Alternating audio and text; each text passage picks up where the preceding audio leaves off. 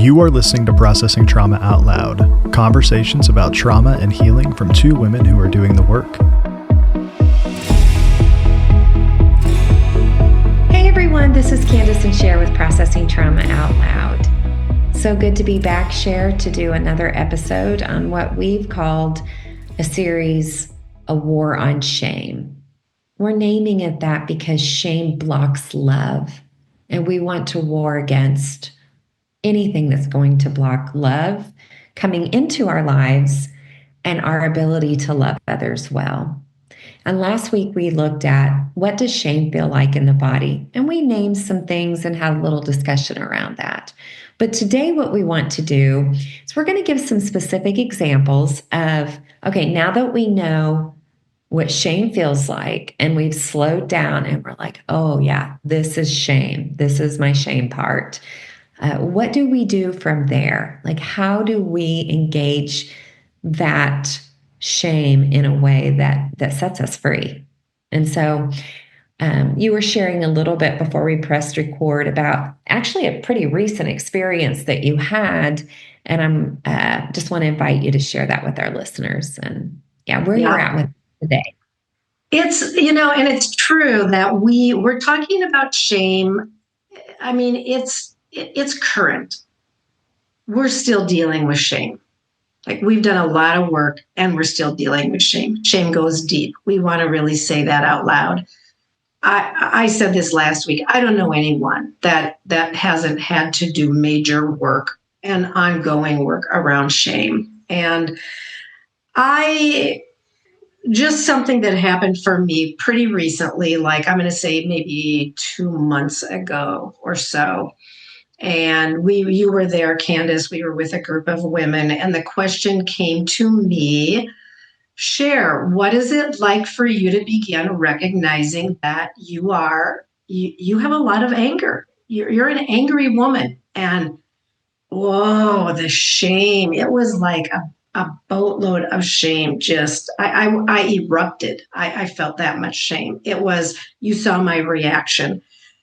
All the things we mentioned last week, like the constriction, I felt like I couldn't breathe. I felt terror in my body. I started looking at the door, which was across the room from me, and I wanted to bolt. That's how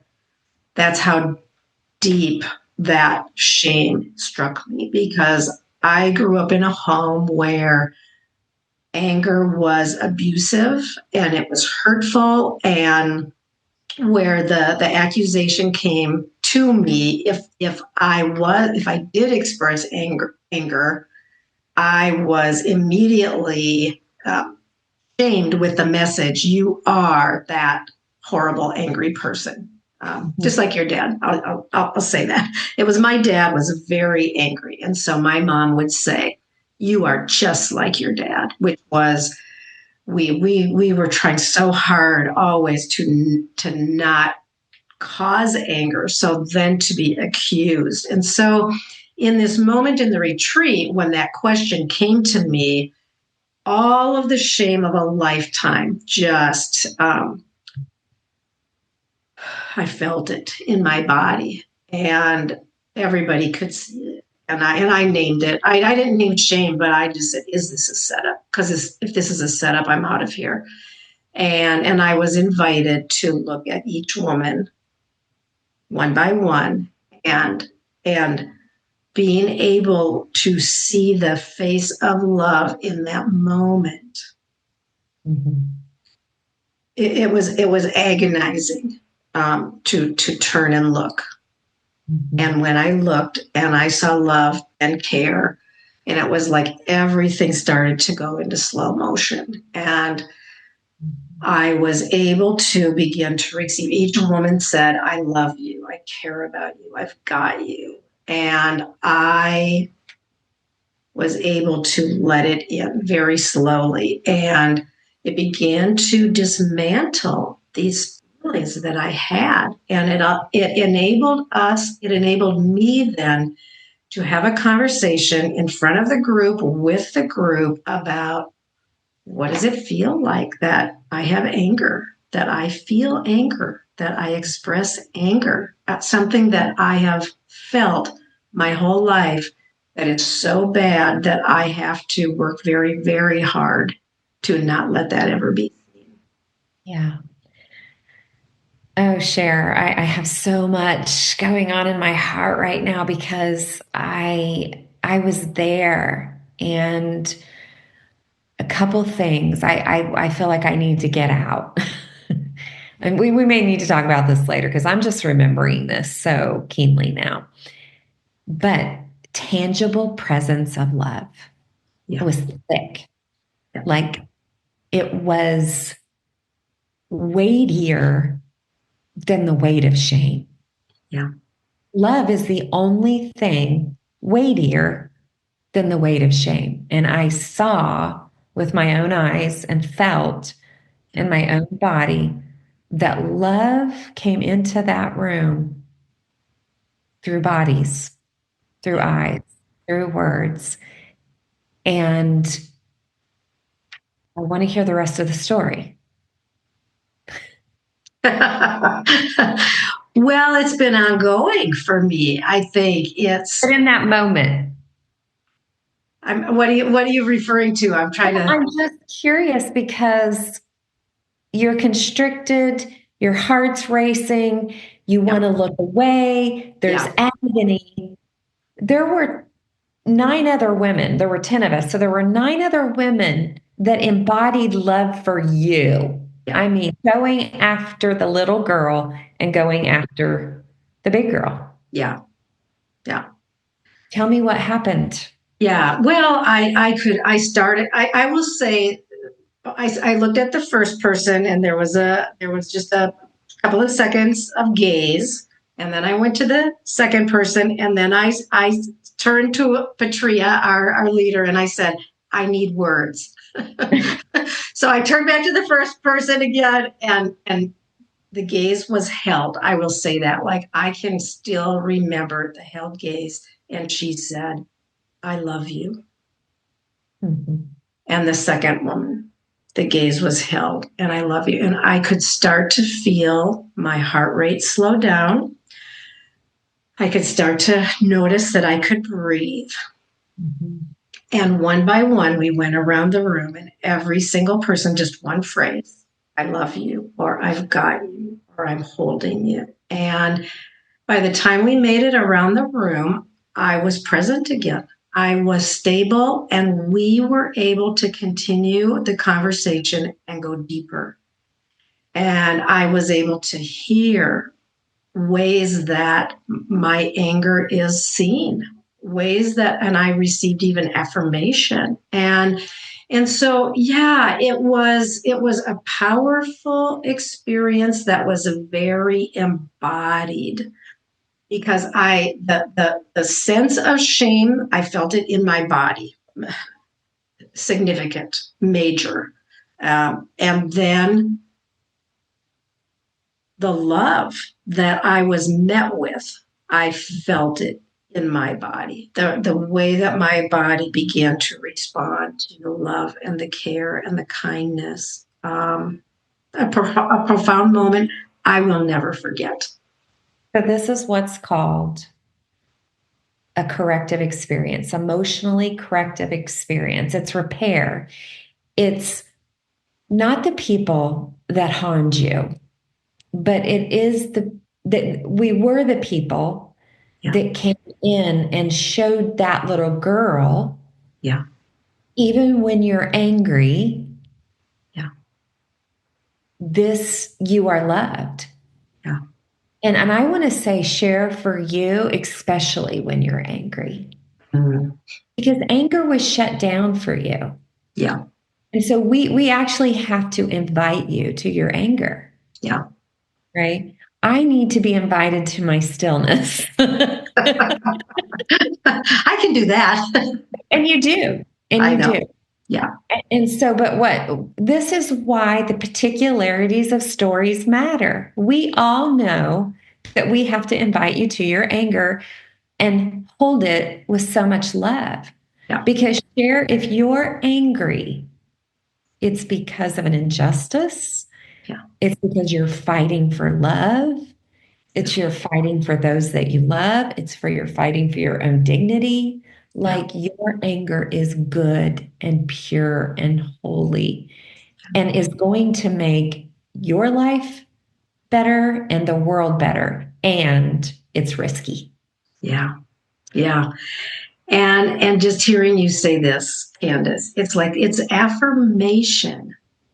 You have spoke such affirming words to an area that has been just so covered by shame for me that it almost takes my breath away in a good sense to hear you say the things that you said. And I'm recognizing the truth that when I am angry, there's cause. And yes, I want to be careful what I do with that. And can I lash out and hurt somebody? Yeah, I can. But do I also have huge desire to move toward repair? Yes, I do. And so to feel your blessing on my anger is still just almost startling for me. And thank you. It's very, very meaningful. No, I'm so thankful that I get to, like, Yeah. truly honor to know you so well that I can advocate for your anger. Yeah. And And I the want group was. you.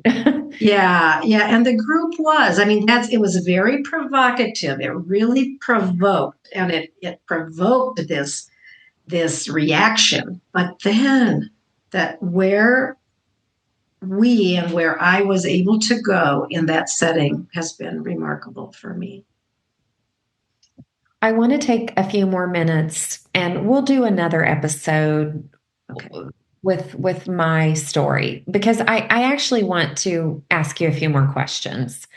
I feel like this is so good because women who weren't allowed to be angry or can't be angry, Yeah. they're going to relate to the shame that they feel when they are. Yeah. Like not only is their anger wrong, there's something wrong with them. Right. So I want to ask you, as you are moving into feeling the love and the acceptance of your good anger, what is this going to mean for you moving forward? Like, how do you see this opening yourself up into more flourishing? Yeah. Yeah. The first thing that comes to my mind is I will use my voice more. And I think I already am, even not only for myself, but for others too. And last week you quoted or mentioned how when we get free from shame, when women get free from shame, they call, and when we get free and when we are functioning in love and from love, we call up people around us into flourishing. And I think for me, this sense of having power and not, I mean, I think I felt before, if somebody would mention me being powerful, I would feel shame. If somebody mentioned me being angry, I would feel shame. I am now recognizing that those are two qualities that I really value and that are so important. And so I think it's my voice is the thing that I want to use my voice more. I want to speak when I feel angry. I want to speak honest words that come from my heart of integrity that if I'm angry, I'm going to tell you. You will know. You won't have to guess. You will know, and then we can work through whatever's going on. I will stay engaged, but I want to use my voice to express what I'm feeling, both in my personal relationships and when I see injustice in the world. Well, it feels like to me that as shame is being dismantled in your life, you are coming into your authenticity. Like you don't have to fear your anger. You don't have to feel shame over your anger. You get to authentically, and I loved what you said. If I'm angry, I'll tell you the truth. Yeah.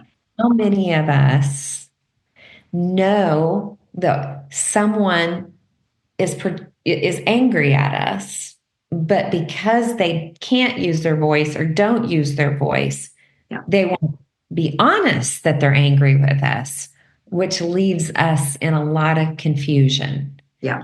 and in a bind. I know you say you're not angry, but I'm feeling the frequency is anger. Yeah. Right. And it Yeah. is. Yeah, So absolutely. your authenticity is a gift to you and to all of us who know you and to the world. Yeah. Yeah. And I want that to be more and more true because this is an area that has been a struggle for me to say it out loud, even to recognize. I mean, recognizing that I'm angry, that has been hard. But then, even if I do, I just felt the need to push it down and to get rid of it, not to be able to say, I feel really angry about this. I want to normalize that. I Ah, want what would it be like for women to be able to say, I'm angry and I love you. mm, Because I love you, I'm going to tell you why I'm angry. yeah. Wow. Wow. Ah, Might ruffle some feathers of people who don't care. yes. But Yeah. like we know that here's the thing. Flourishing happens in the realm of truth Yeah. and Yeah. love. And sometimes anger. Yes. When there's anger there and we bring it, there's love and anger. Yeah, the truth is that I'm angry. Yeah, yeah, Yeah. yeah. I love your comment, and I think I want to end with this. Okay.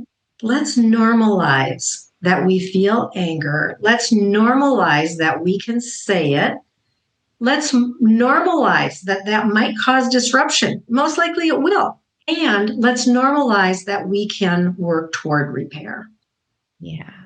Amen. so that we don't have to cover it up and stay in shame. Mhm. Yeah. Well, thank you for sharing that story. I felt I wanted to linger in it, and thank you for staying with me in it. And just, I feel like it was just, we needed the resolution. We needed to kind of go through it and see what difference that's making for you today. Yeah. Yeah. No, it's an honor to share, and thanks for being with me here, Kandace. I wouldn't want to be anywhere else. Well, maybe on the beach. Let's do some recordings on the beach. Come on. Yeah, on the beach with you. So Yes. All right. I Sounds love good. you, friend. Love you too.